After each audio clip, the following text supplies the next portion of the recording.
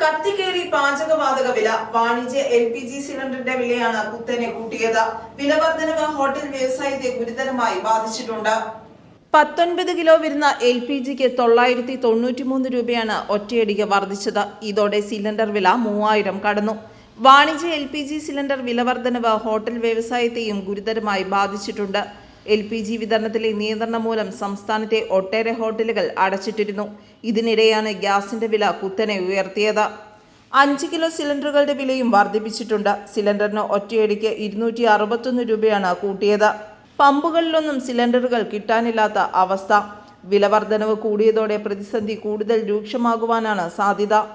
ഗാർഹിക ആവശ്യങ്ങൾക്കുള്ള പാചകവാതക നിരക്കിൽ മാറ്റമില്ല.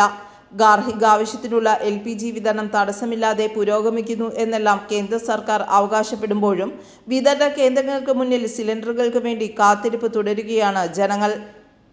News desk, Perumbavoor.